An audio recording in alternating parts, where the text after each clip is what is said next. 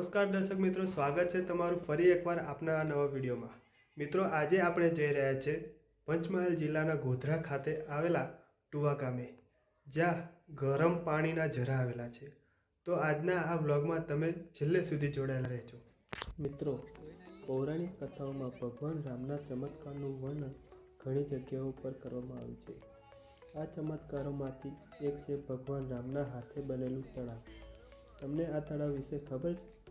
માન્યતા એવી છે કે આ તળાવમાં નહાવા માટે તમામ પ્રકારના ચામડીના રોગોથી મુક્તિ મળે છે। આવો જાણીએ કઈ રીતે બન્યું છે આ તળાવ અને તેની સાથે જોડાયેલી પૌરાણિક કથા। રામકુંડ નામથી જાણીતું આ તળાવ ઇન્દોર અમદાવાદ રોડ પર ગોધરાથી લગભગ 15 કિલોમીટરના અંતરે ટુવા ગામમાં સ્થિત છે। માનવામાં આવે છે કે આ તળાવ મહાભારત અને રામાયણ સમયના છે। અહીં 6 પેઢીથી ભગવાન રામની સેવા કરી રહેલા સંત હેમંતગીરીના જણાવ્યા પ્રમાણે એક સાપના કારણે સરબંગ ઋષિ ઘોડ થયા હતા। ભગવાન રામે તેમને સાપમાંથી મુક્ત કરવા માટે ધરતીમાં બાણ ચલાવ્યું।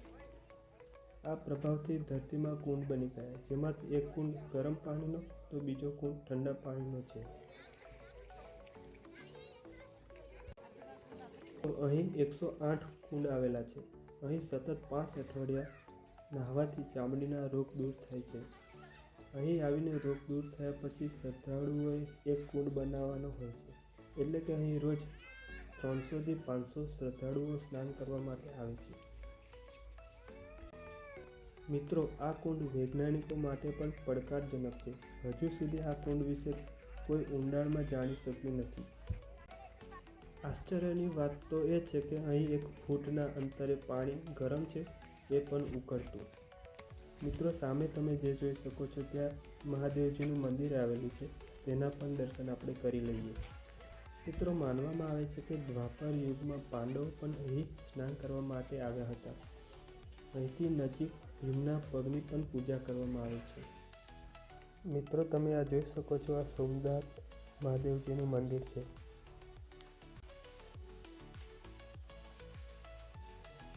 મિત્રો, તમે અહીં જોઈ શકો છો ઘણી પુરાણી મૂર્તિઓ અહીં ખંડિત અવસ્થામાં પડેલી છે।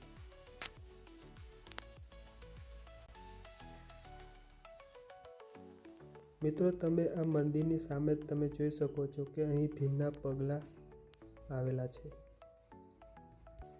આ ભીમના પગલાં એટલા મોટા છે કે તમને જોઈને આશ્ચર્ય થશે। અહીંયા મંદિરની નાની મોટી અનેક ડેરીઓ આવેલી છે।